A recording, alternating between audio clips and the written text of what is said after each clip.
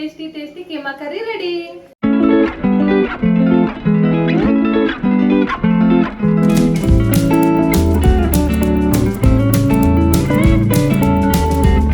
Hi friends, ఎలా ఉన్నారు?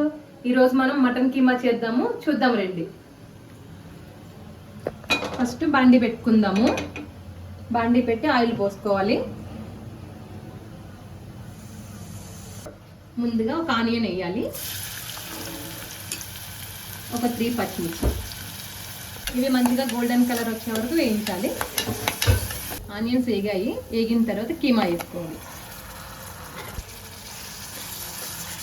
తర్వాత ఒక స్పూన్ అల్లం వెల్లుల్లి పేస్ట్,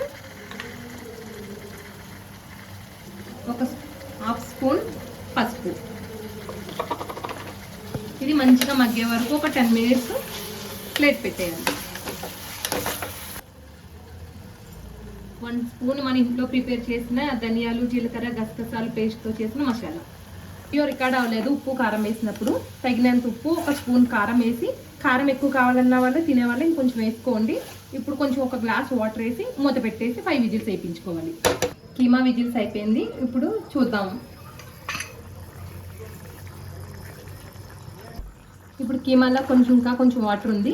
ఒక 2 మినిట్స్ హైలో పెట్టుకుని అది దగ్గర అయిపోయేదాకా ఉడికించుకుంటే సరిపోతుంది.